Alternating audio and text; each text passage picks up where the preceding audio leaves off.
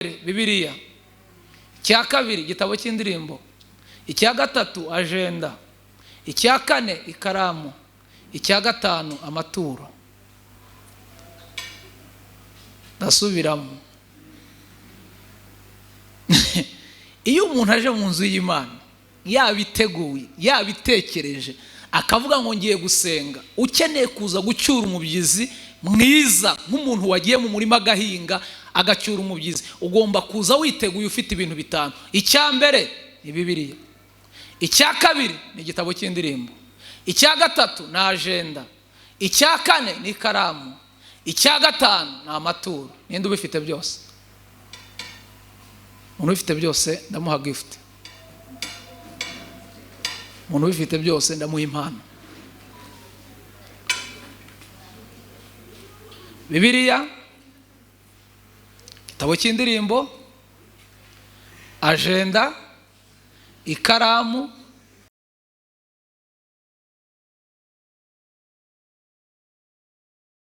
umusore wese wo mu itorero rya Karumeli n'abadukurikiye online n'abandi bazadukurikira nyuma y'iki gihe, umusore wese utari yuzura umwuka wera gukorera Imana bizamugora.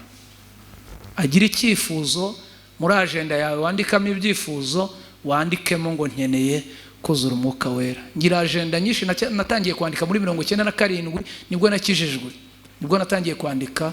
Iwanjye haba ibitabo byinshi, iwanjye haba amagenda menshi, ngira ngo tseri yageze iwanjye yaransuye, ngira amagenda, ngira ibitabo byinshi. Natangiye kwandika za 2007 ibintu byose Imana imbwiye nkandika, nanjye nkagira ibyo ngenda nandika. Ndibuka ko mu byifuzo nanditse biba muri agenda yanjye harimo icyifuzo nanditse nkimara kwakira Yesu nk'umwami n'umukiza. Naravuze ngo Mana uzampa umwuka wera, uzagira umuvuga butumwa.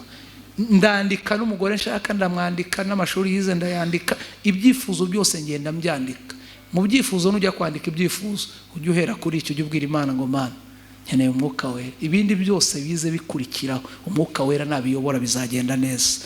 Nimuvuge ngo amen. Imbaraga ya kabiri iyi murayumvise? Yego, Imana ishimwe rwose.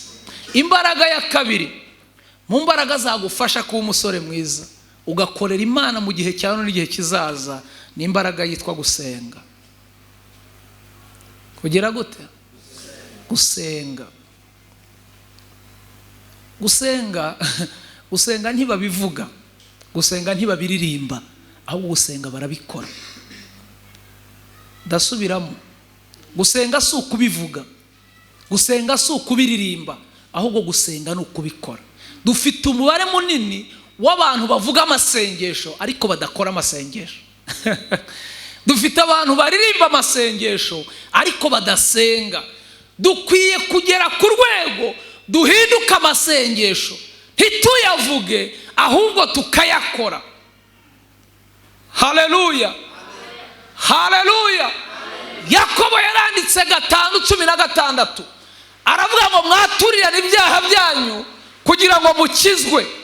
Arandika aravuga ngo gusenga k'umukiranutsi kugira umumaro mwinshi iyo asenganye umwete.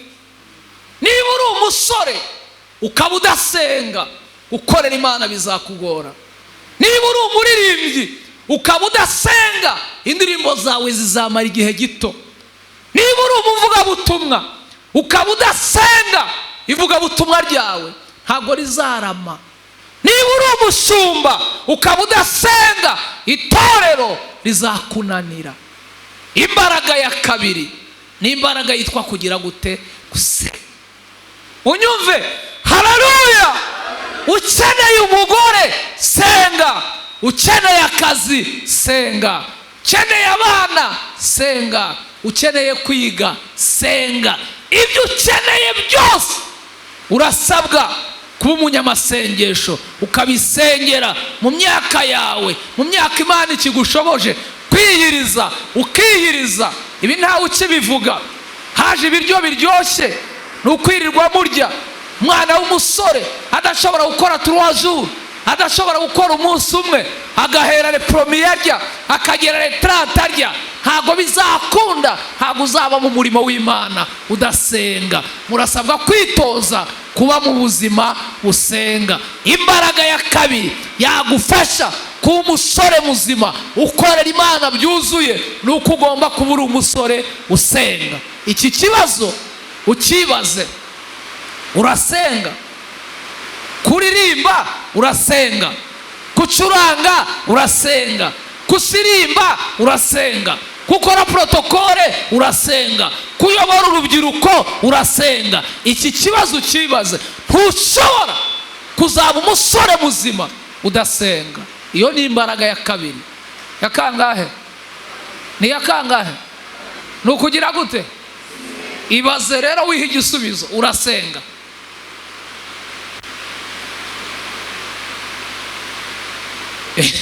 Iyo umuntu asenga agira ibimenyetso bimuranga. Iyo aririmba, iyo abwiriza, iyo avuga, iyo agenda, iyo aganira, urabimenya kubera ko amasengesho arahindura.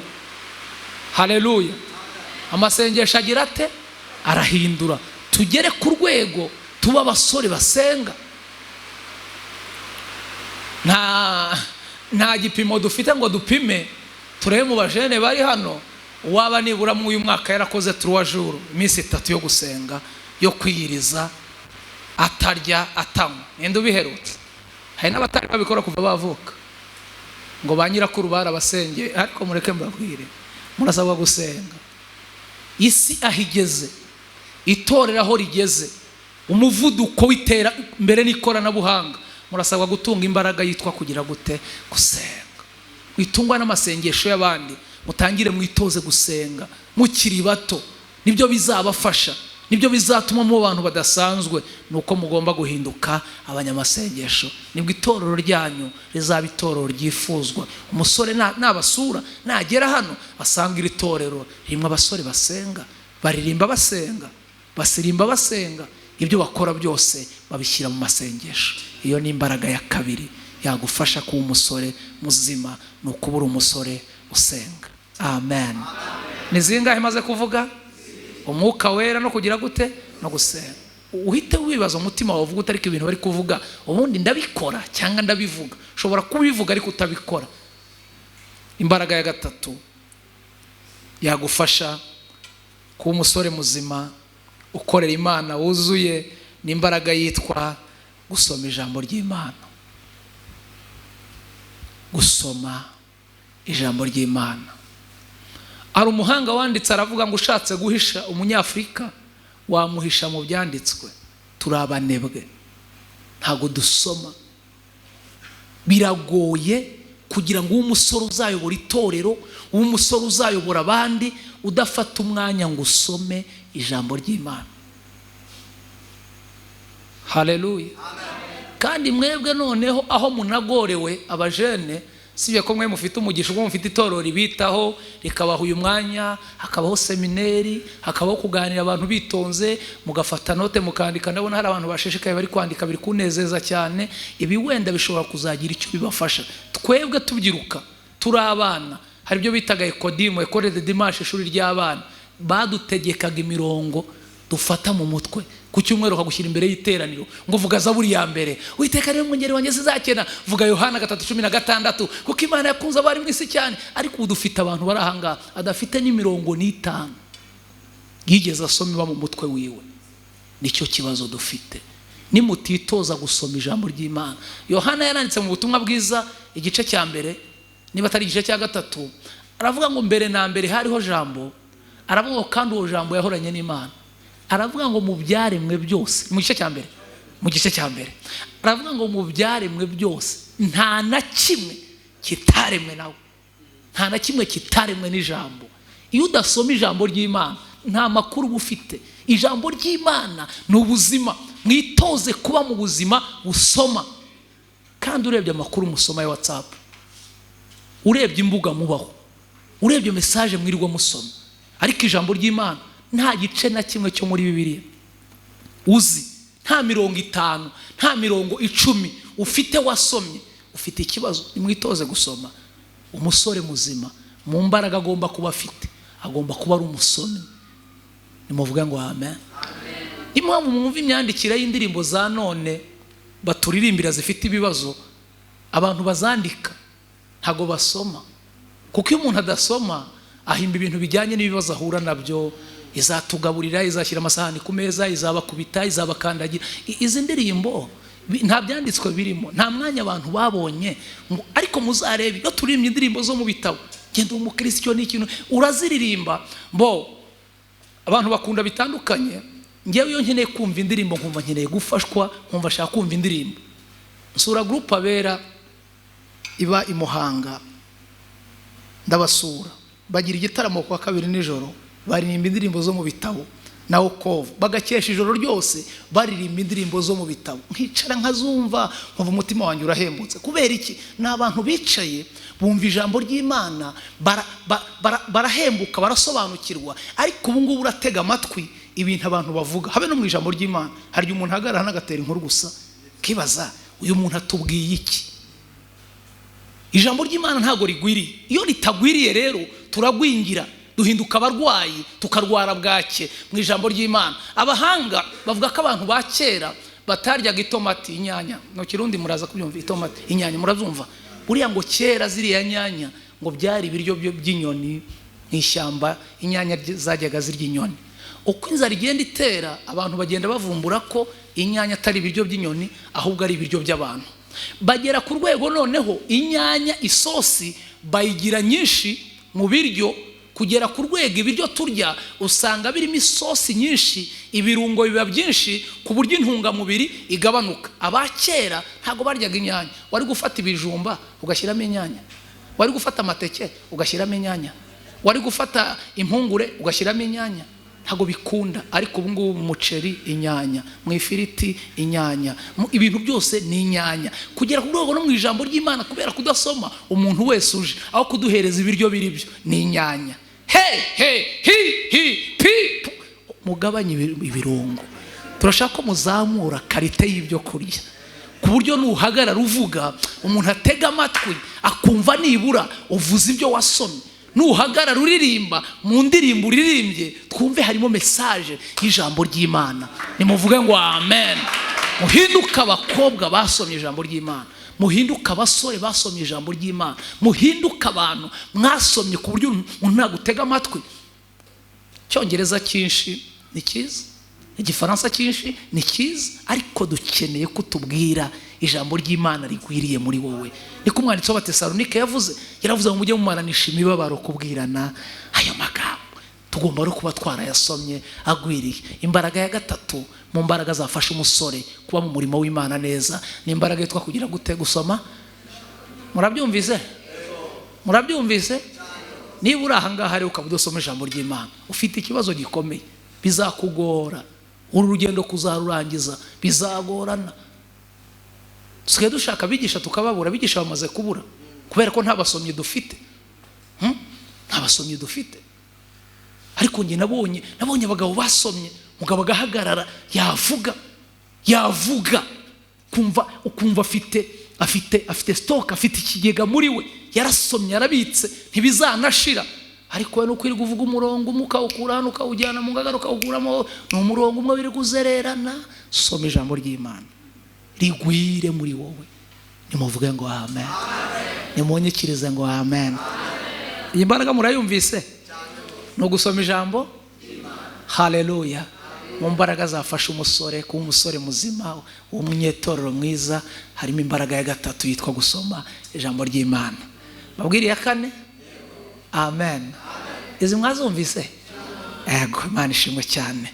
Wenda uko bizajya bigenda iminsi y'icuma zajya ngerageza noneho navuge cyane nanirukana nasakuza nabyo nyambishobora, ariko nashatse kubitwara buke kugira ngo mwumve. Umuntu uri akaba atari yuzura umwuka wera, nukuri ufite ikibazo uzatugora, uzaturushya pe, tuzagusanga uri kunywa inzoga hirya hariya. Imbaraga ya kane mu mbaraga yagufasha kuba umusore mwiza, umusore muzima, ukorera Imana, wuzuye iby'Imana ishaka cyangwa idusaba, ni imbaraga yitwa gukorera Imana wujuje ibisabwa. Ndaza kuvuga bikeya ko dufite abantu bakorera Imana ariko badashyitse. Imbaraga ya kane ni ugukorera Imana ariko wujuje ibisabwa. munkurikire, ni ugukorera Imana ariko wujuje ibigize bite ibisa. Dufite abantu bakorera Imana ariko washaka ibibaranga cyangwa washaka mboze Kinyarwanda nkoresha, washaka ibimenyetso by'uko koko bakwiye gukorera Imana ukabibura. Murabizi ko iyo leta igiye gutanga akazi, uwo bagiye guha akazi agomba kuba hari ibintu yujuje, agomba kuba hari ibintu asabwa. Bakavuga ngo uyu muntu kugira ngo akore mu uyu mwanya agomba kuba azi gutwara imodoka. Iyo utayizi harwaho kazi ukabura. Bakavuga ngo umuntu agomba kuba yarize comptabilité, agomba kuba atarafunzwe, agomba kuba azi kuvuga Icyongereza neza. None dufite urugamba rw'abantu bashaka gukorera Imana ariko batazi gukorera Imana. Ubundi bisaba iki? Kandi mu byo twaremewe, Paulo yarikira Abefeso 2:10 yaravuze ngo uko turi abo yaremye, ituremeye imirimo myiza ngo yo muri Kristo Yesu, ngo Imana yiteguriye kera ngo kugira ngo tuyigenderemo. Iyi mirimo Imana yateguye rero twe turi abakozi tugomba gukorera Imana, ariko ntago ari gupfa kuyikorera gusa. Muranyumvisa? Ntago ari gupfa kuyikorera gusa, hari ibigomba kuba bisabwa. Dushatse twanahera ku byo hejuru. Gukorera Imana ugomba kuba ruzuye Umwuka Wera. Icyo icyo ngicyo cyo ntago turaza. Buri umuntu uhanura atari yuzura Umwuka Wera, akabwiriza atari yuzura Umwuka Wera, akaririmba atari yuzura Umwuka Wera, si imibyizi ye aho yandikwa ndahakemanga, shobuja ntakuze. Amen. Nimunyikirize ngo amen. Leta zose zigira ibintu zenda guhuriraho. Hari amaministeri leta igenda ifite: Minisiteri y'Ingabo, Minisiteri y'Ipolisi, Minisiteri y'Itangazamakuru, Minisiteri y'Uburezi. Iyo ugiye ureba usanga abakozi bakora mu izo ministeri bagira ibintu bibaranga. Nka Minisiteri y'Ingabo, muzareba imyambaro ya gisirikare, muzareba abasirikare. Ndeba biwacu cyane aho mvuka, sibye ko niyo ngenda mu bindi bihugu nyena ndeba uko abasirikari bambara, ariko umusirikari yambaye umwenda wa ministeri akorera, umwenda w'akazi, ubona nyine yagerageje kugaragaza ministeri akoramo, ugasanga yafunze neza, wamureba ukavuga ngo uyu ni umusirikari w'u Rwanda, imyenda yabo dore kwisi. Ariko abantu bakorera Imana nibo usanga bambarira nabi ministeri bakorera. Muranyumvisa? Umuntu ukorera Imana ugasanga niwe wambarira nayo ministeri akorera. Ubundi abakozi b'Imana nizo dukwiye kuba twambara neza, kubera ko databuja dukorera ahemba neza. Iyo umukoreye neza arakwambika. Agira ate? Arakwambika. Hari udututi dusigaye tujyaho, hari amastage dusigaye tujyaho, ugasanga abantu bari kuririmbiraho yambaye igipira rarana, yambaye ibikweto. Niba uje ahangaha menya ngo ugiye ku kazi, ugende wambariye ministeri ukore, ugende uyambariye neza, ku buryo nikureba ivuga ngo uyu muntu ibyo akora arabizi. Gukorera Imana wujuje ibisabwa. Ugomba kubuza ngo abakozi b'Imana bambara bate. Muracyari batoya, akanaza kugagarukaho, muracyari batoya, mutangire kwitoza kwambara neza. Abana bacu ntibasigaye bambara nabi. Mwebwe ntabwo byari byabashyikira, ariko twebwe bacu mu Rwanda hari ibyaje bidafite amaboko by'abakobwa. Mwana w'umukobwa akambara umupira ufite ukuboko kumwe kandi wafite amaboko abiri. Ino birahari? Ngira ngo mu rusengero ko ntibiraza. Twe birahaba. Ukareba ngo ni umukozi w'Imana, ngo w'umukobwa ngo ukorera Imana, ufite amaboko abiri, wambara umwenda w'ukuboko kumwe. Uri umukozi ufite ikibazo, shobuja yakurebye aragukemanga mu buzima busanzwe. Kandi ugasanga umwana w'umusore ushaka kurambagiza akajya kurambagiza umukobwa wambaye umupira w'ukuboko kumwe, n'umugeza mu rugo azambara udafite amaboko yose yaciriye ahangaha. Niwe wikuriye urugamba. Mugere ku rwego mwa basore bacu mwe, nimujya mu isoko kugura imyenda, kuki mugura ipataro zicitse kandi zima zihari, ziba zimanitse, ugahitamo kugura ipataro? Ariko hariho n'ikibazo gikomeye. Amahitamo n'ayawe, amafaranga n'ayawe. Ugiye kwigurira imyenda usanze imanitse, hari ucitse hari n'umuzima. Ukagura ucitse, umuzima uhari, kandi uri umukozi w'Imana. Muracyari bato. Gukorera Imana bigira kondisiyo. Ntabwo ari byo tuzakora uko tubonye. Oya, nabyo kugira ngo tuyikorere hari ibyo dusabwa. Nimuvuge ngo amen. Kandi abayoboye urubyiruko bantega amatwi banyumve, Imana ikugiriye neza ikaguha icyizere ikakubwira ngo yobora aba bantu, bayobore nk'uzababazwa. Ntubona umuntu aje yambaye nabi, ni inshingano zawe umubwire ngo umukozi w'Imana w'urubyiruko ukorera Imana agomba kwambara atya, agomba gusokoza atya, agomba kwisukisha atya, agomba kwitwara atya. Hari igihe umuntu akorera Imana hari n'uko areba indoro, hari uko tugomba kureba. Abantu b'abajene bareba nabi ukabona ahinduye isura, gerageza urebe nk'umukozi w'Imana. Umuntu urareba ukuntu ureba hajya avuga ngo uyu muntu areba neza, areba nk'umukozi w'Imana. Dufite abantu bashaje bakiri bato kubera kureba nabi. Muhindura indoro rero, umuntu urareba uko ureba, urebe nk'umukozi w'Imana. Nimuvuge ngo amen. Haleluya. Gukorera Imana wujuje ibisabwa harimo imyambaro. Iki wenda umuntu yagitwaraho umwanya muremure, ariko turimo turareba abajene bacu ibije byose barambara. Mugomba kugera ku rwego mugira imyambaro ibatandukanya n'abisi. Umuntu nakureba uko wambaye avuge ngo uyu muntu ni umukozi w'Imana. Nareba uko ureba avuge ngo uyu muntu areba nk'abakozi b'Imana. Nimuvuge ngo amen. Gukorera Imana wujuje ibisabwa harimo umwambaro. Mu bisabwa rero mu gukorera Imana tukiri bato harimo icyo bita gushora, ikiguzi. Murabyumva? Harimo icyo bita ikiguzi. Ntago ndaza kwinjira muri bije y'igiterane cyanyu, ariko igiterane gisaba amafaranga. Ntago ndaza kwinjira muri bije. Mugomba gutangira kwitoza kubikora. Gukorera Imana ukiri umujene, ukiri umusore bisaba ikiguzi. Muranyumva? Bisaba iki? Impamvu y'amatara ari kwaka ni amafaranga. Ibi impamvu ibyuma biri kuvuga nuko hari umuriro. Rero ntutekereze ko uzavuga ngo nyine umukozi w'Imana hari ibyo usabwa byanga bikunda. Hari contribution, hari umusanzu wawe ukenewe. Niyo mpamvu rero musabwa gukora uko mushoboye. Wenda binzabigaruka hejo mugatangira kwitoza gukora iby'ubuzima busanzwe, kuko hano mu nzu y'Imana ntago haba amafaranga. Hano mu rusengero ntago haba amafaranga. Nunicara n'umuntu kumva ari gusenga asaba amafaranga hano, uzamubwira ujya kuyashaka muri ville, ntayaranga.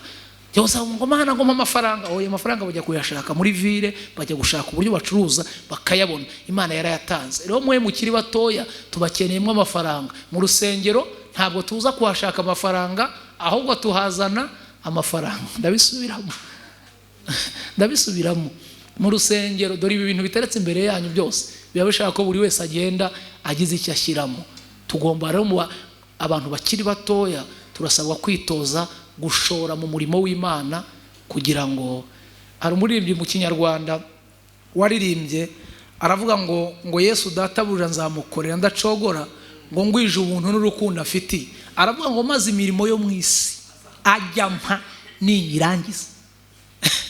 Imirimo yo mu isi ajya mpa ninyirangiza azampamagara angeze mu ijuru. Agera aravuga ngo azaza ahamagara amazina yabe bose mu gitabo cy'ubugingo. Aravuga ngo nziko zumva izina ryanjye nkitaba.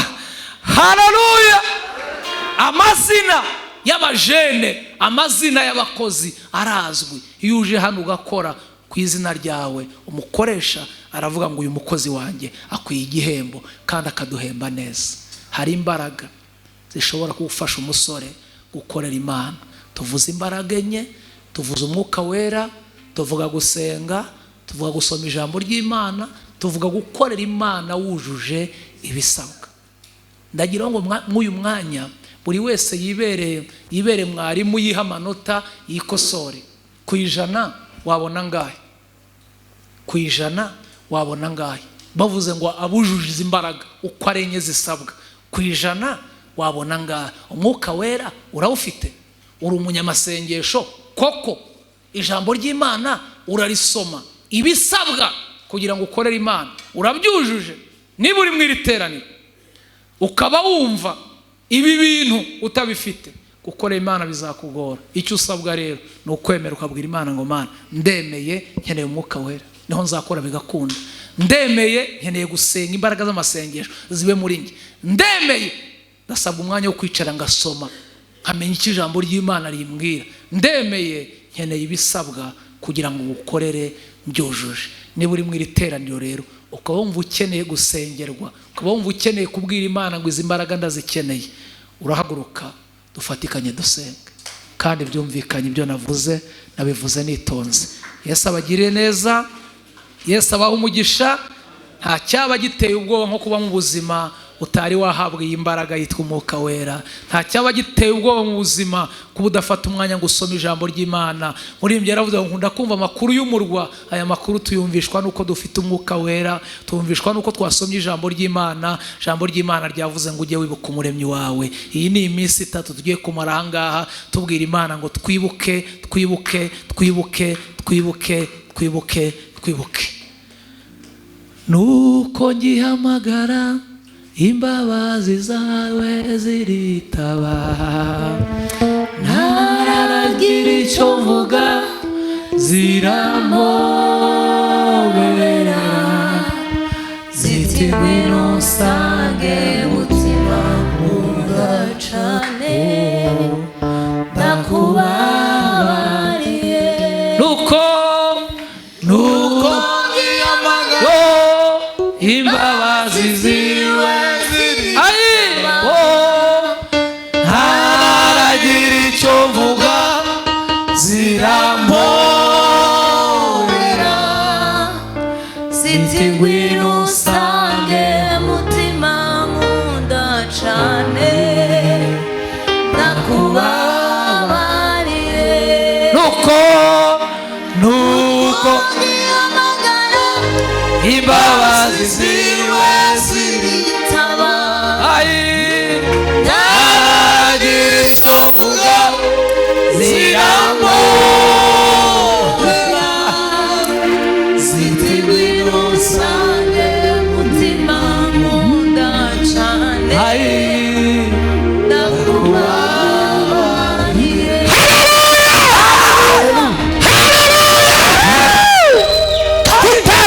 Icyo tuvuga hari imbabazi z'Imana.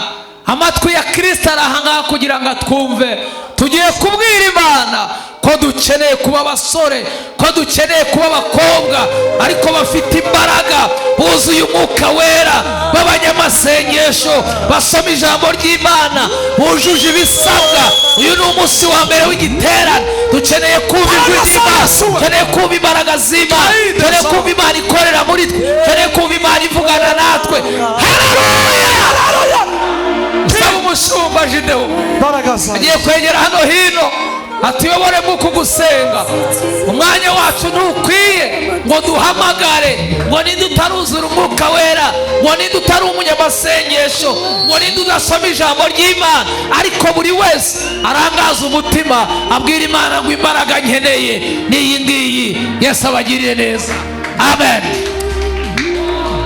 Nuko ngihamagara imbabazi ziwe Imana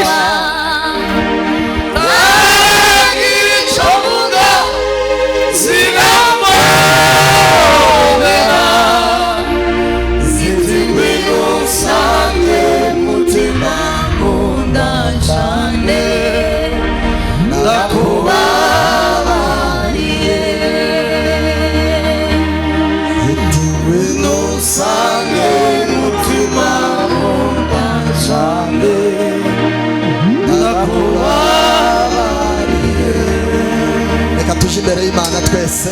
Umva yagenda umva yapfukama twinginga Imana kugira ngo Imana ibashe. Mana yacu igira neza.